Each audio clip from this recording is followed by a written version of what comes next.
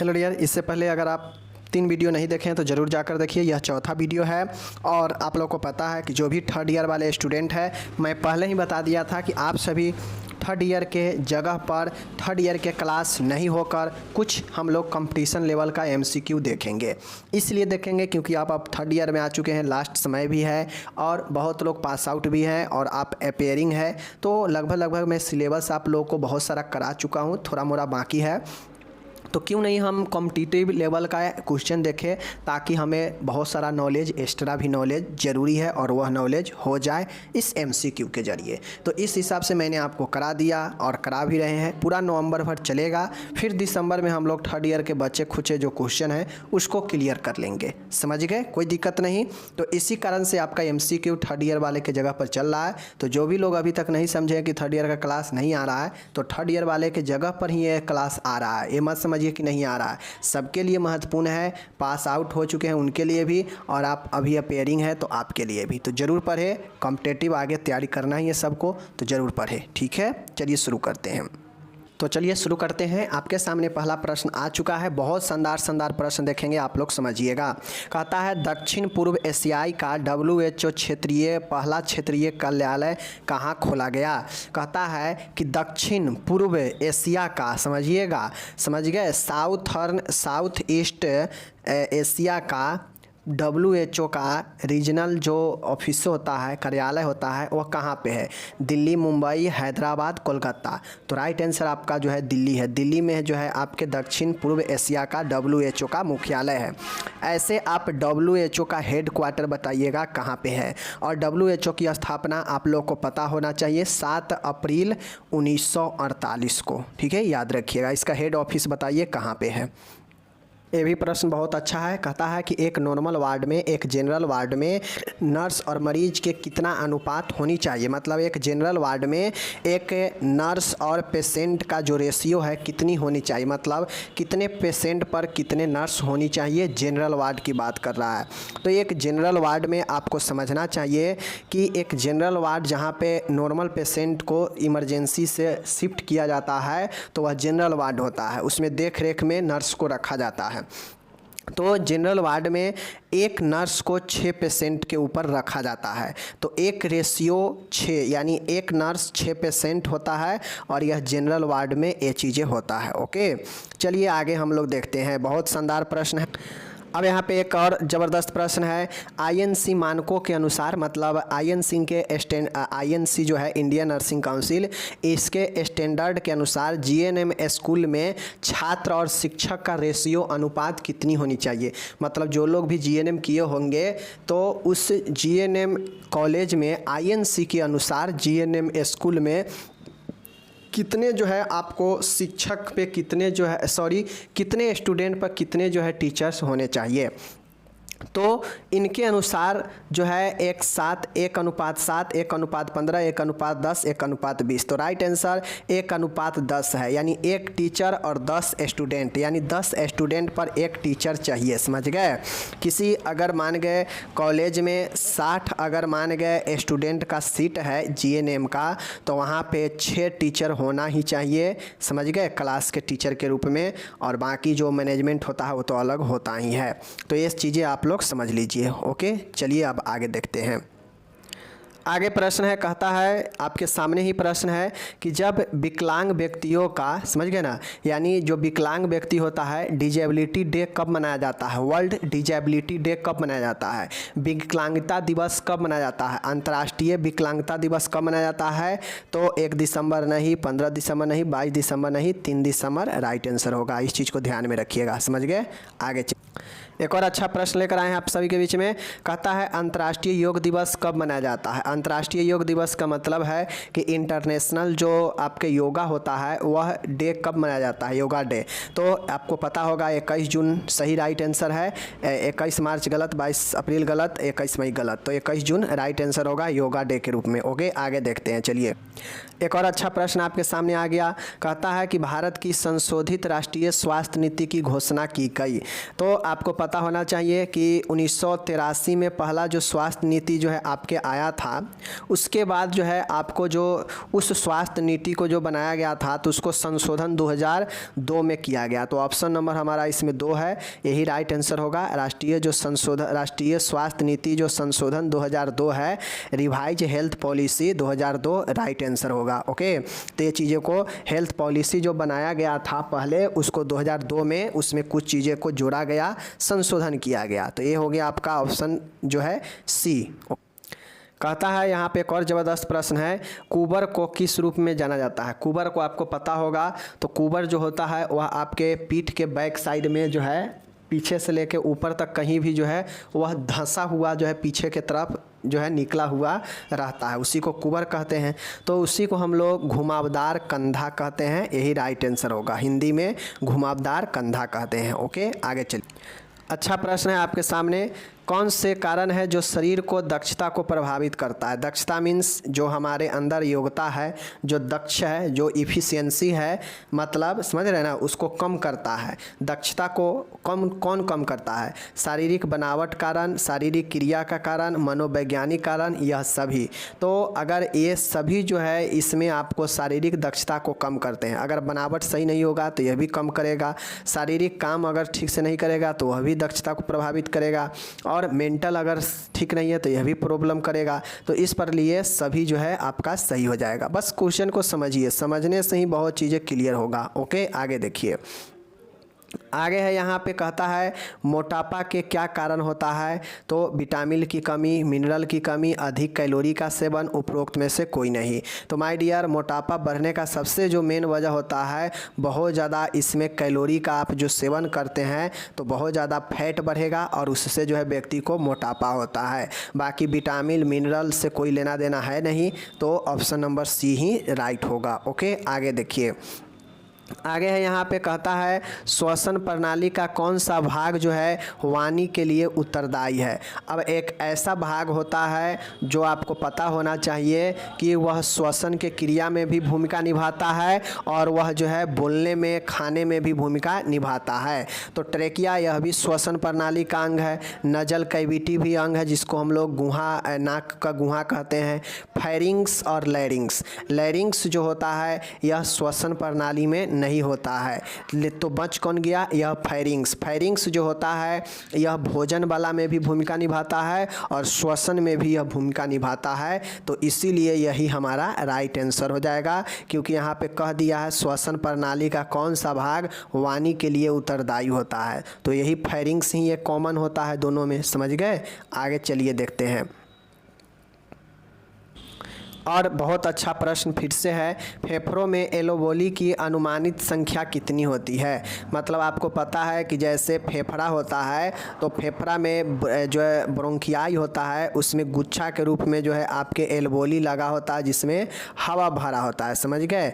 अब ये जो हवा भरा होता है तो इसमें कितना यह एलोबोली होता है? एक फेफड़े में कितना, फेफड़ों में मतलब दोनों फेफड़ों में मिलाकर कितने जो है आपको एलोबोली होने की संभावना होता है? वायु के स्टक कितने होते हैं? तो माय डियर लगभग यह जो है 600 से लेकर 800 जो है मिलियन की संख्या में होता है। 600 से लेकर 800 मिलियन की संख्या में। तो यहाँ पे 800 भी है, 900 भी है, 1000 है, तीनों नहीं होगा। राइट आंसर 700 होगा, क्योंकि 600 से 800 के बीच में तो 700 ही एवरेज होगा। तो राइट आंसर हमारा यही होगा। ओके, प्रश्न को समझिएगा तो कोई दिक्कत नहीं होगा, नहीं समझिएगा तो दिक्कत ही दिक्कत होगा। ओके, कहता है निम्नलिखित में से कौन सा रोग मच्छर द्वारा स्थानांतरित नहीं होता है? तो यहाँ पे बताना है कौन सा ज्वर है जो मच्छर के द्वारा नहीं होता है।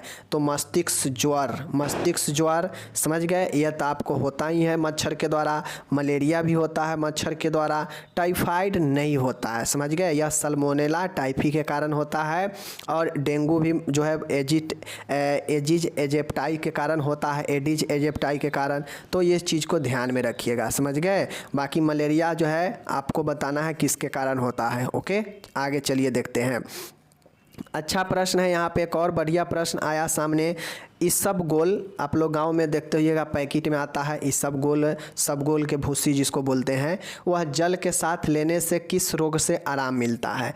इसबगोल जो भूसी होता है उसको जल में देखते होइएगा, उसको भिगोकर उसमें चीनी या शक्कर डालकर उसको लोग मिला के गर्मी में बहुत लेते हैं। तो यह क्या करता है, पीलिया, फ्लू, डायरिया, इनमें से किसके लिए, तो डायरिया वाले को यह दिया जाता है जिसमें जल की कमी होती है। ओके, आगे देखेंगे। अब यहाँ पे कह रहा है हेपेटाइटिस ए के वायरस किसके द्वारा स्थानांतरित होते हैं। तो माय डियर, हेपेटाइटिस ए जो होता है मुख्य रूप से भोजन और जल दोनों के द्वारा होता है। चूँकि यह ओरल फीकल रूट से होता है, तो ओरल और फीकल मतलब मुंह के द्वारा हम लोग भोजन जल दोनों लेते हैं, तो दोनों से फैलेगा। तो इसलिए हमारा जल तो होगा ही और भोजन भी होगा यहाँ पे, समझ गए। तो इसलिए याद रखिएगा। ओके, चलिए। हेपेटाइटिस होता है जो लीवर को प्रभावित करता है, लीवर को संक्रमित करता है, इस चीज़ को ध्यान में रखिएगा। और यह बहुत खतरनाक रोग होता है, समझ रहे हैं।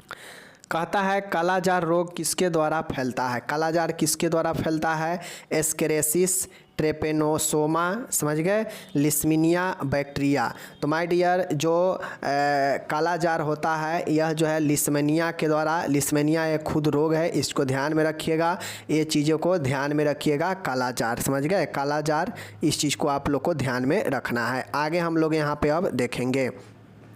आगे कहता है एलर्जी उत्पन्न होती है। एलर्जी किस उत्पन्न होती है, प्रतिजन प्रतिरक्षी अभिक्रिया से, ऊपरी श्वसन नाल से, किसी संवेदनशील प्रतिजन से, परागकणों से। तो आपको पता होना चाहिए एलर्जी होता है किसी भी चीज़ों के संपर्क में आने से जो है व्यक्ति उसके प्रति बहुत ज़्यादा सेंसिटिविटी होने लगता है, हाइपर सेंसिटिविटी आने लगता है, और वही एलर्जी होता है। मान के हमें धूल से अगर एलर्जी होगा तो जैसे ही हमारे नाक में या हमारे संपर्क में धूल आएगा तो हमारा बॉडी उसके प्रति एक्टिव हो जाएगा, बहुत ज़्यादा संवेदनशील हो जाएगा। तो वही जो है किसी संवेदनशील के प्रति जो है होने लगता है और वही एलर्जी होता है, समझ गए। तो ये चीज़ें हो गई आपका यहाँ।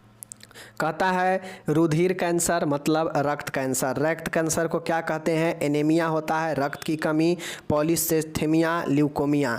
तो ल्यूकोमिया ही जो है हमारा होता है वह रक्त कैंसर कहलाता है। तो ये हो गया हमारा सही। ओके, कोई दिक्कत नहीं, आगे चलिए। एक और प्रश्न, अच्छा प्रश्न है। कहता है मानव शरीर की सबसे लंबी अस्थि कौन सा होता है, फीमर। यही हमारा राइट आंसर है, फीमर ही सबसे बड़ा होता है। ओके, आगे चलिए, आगे हम लोग देखते हैं। कहता है काइम क्या कहलाता है। तो आपको पता होना चाहिए काइम जो होता है वह हमारे अमाशय में जो भोजन होता है वही को हम लोग काइम कहते हैं। अमाशय में भोजन जो है पचते पचते जो है अलग अलग कलर में बदलता है, तो वही भोजन अमाशय में जब भूरा कलर के हो जाता है एंजाइम मिलने के बाद, तो उसी को हम लोग काइम कहते हैं। यानी अमाशय में पहुंचने वाला जो भोजन रहता है और उसी को जो है अमाशय में जो उपस्थित भोजन होता है उसी को काइम कहते हैं, क्योंकि अमाशय में विभिन्न एंजाइम जो है भोजन के साथ मिलता है और फिर वहाँ पे थोड़ा सा पचने का काम करता है। तो अमाशय में उपस्थित भोजन को ही काइम कहा जाता है। ओके, आगे देखते हैं।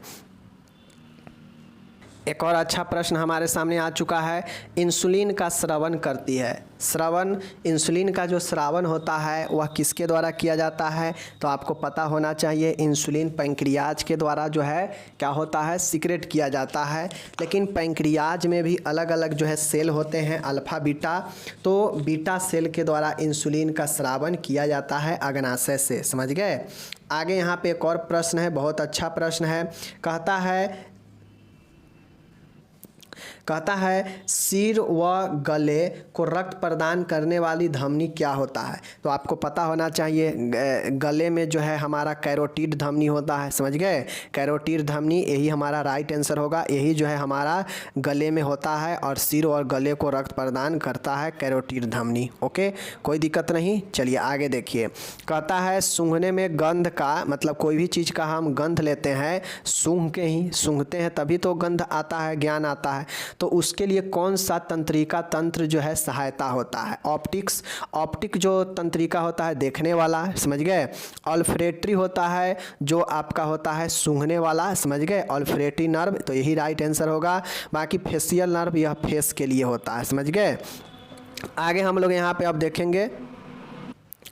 कहता है एक व्यक्ति के अंदर नॉर्मल एक स्वस्थ व्यक्ति में श्वसन दर कितना होता है। तो माय डियर 16 से 20 होता है। तो ऑप्शन में देखिए 16 से 20 है, नहीं है। 15 से 20 है, तो ऑप्शन नंबर यही सही होगा। 16 से 20 प्रति मिनट रिस्पायरेशन दर नॉर्मल होता है, समझ गए, याद रखिएगा। आगे है कहता है वसा के यानी फैट के पाचन में, हमारे बॉडी में कोई फैट वाला भोजन करते हैं तो उस फैट को पाचन कौन करता है। तो एक एंजाइम होता है जिसको हम लोग लाइपेज कहते हैं, और यही लाइपेज फैट के पाचन करता है, फैट को डाइजेस्ट करता है, समझ गए। तो इस चीज़ को ध्यान में रखिएगा। आगे देखिए पैथोजन क्या कहलाता है। तो पैथोजन आपको पता होना चाहिए। पैथोजन उसे कहते हैं जो जीवाणुओं के द्वारा रोग पैदा करता है। जीवाणुओं के द्वारा रोग पैदा करना ही जो है पैथोजन कहलाता है। हिंदी में इसे रोगजनक कहते हैं, समझ गए, या रोग कारक कहते हैं, जो रोग का कारण बनता हो। तो वैसा जीवाणु जो रोग पैदा करता हो वही तो रोग का कारण बनेगा ना, तो इसी को पैथोजन कहते हैं। कोई दिक्कत नहीं। आगे देखिए कहता है विडाल टेस्ट किया जाता है किसके लिए। टाइफाइड के पता लगाने के लिए। यही तो हमारा राइट आंसर होगा, समझ गए ना। डिसेंट्री ये सब होगा नहीं, ये भी नहीं होगा, ये भी नहीं होगा। तो राइट आंसर हमारा टाइफाइड के पता लगाने के लिए विडाल का टेस्ट किया जाता है। कहता है एनाल्जेसिक जो औषधि दवाई होता है किसके लिए उपयोग किया जाता है, पता होना चाहिए। दर्द से मुक्ति दिलाने के लिए एनाल्जेसिक दवा देते हैं, समझ गए। तो ये चीज़ें जो है आपको होता है, समझ गए। जीवाणुओं को मारने वाला एंटीबायोटिक होता है। ओके। नींद को बढ़ाने वाला जो होता है आप लोग को पता होना चाहिए सीडेटिव दवाइयाँ होते हैं, या फिर जो है इसी को हम लोग अलग अलग प्रकार के दवाइयाँ लेते हैं, नींद को बढ़ाता है, समझ गए, व्यक्ति में नींद आता है। तो ये हो गया आपका। आगे है पैरासीटामोल औषधि का काम क्या है, आपको पता होना चाहिए। पैरासीटामोल का मतलब होता है ज्वरनाशी, इसे एंटीपायरेटिक द्रव भी कहते हैं। तो एंटीपायरेटिक ज्वरनाशक यही होता है। दमारोधी होता है जो एंटी एस्थमेटिक दवा होता है जिसको दमारोधी कहते हैं। तो ये सब चीज़ें याद रखिएगा, समझ गए। आगे हम लोग देखेंगे। कहता है साइनोसिस। साइनोसिस उत्पन्न होने का कारण क्या है। साइनोसिस, समझ गए। साइनोसिस कितना बार बता चुके हैं। इसका मतलब होता है कि ऊतकों में ऑक्सीजन की कमी होना, जिससे बॉडी नीला पड़ने लगता है। तो ऑक्सीजन की कमी, समझ गए, ये चीज़ें ध्यान में रखिएगा। खून की कमी एनीमिया, समझ गए। तो ये चीज़ें को, ग्लूकोज की कमी हाइपोग्लाइसेमिया। ओके, तो इस चीज़ को ध्यान में रखिएगा। आगे है कहता है श्वसन को पुनः समान करने के लिए कौन सी पोजीशन लाभदायक है। अगर किसी पेशेंट को श्वसन से रिलेटेड समस्या है, सांस लेने में दिक्कत हो रहा हो, तो उसको अच्छे करने के लिए कौन सा स्थिति पोजीशन सही रहता है।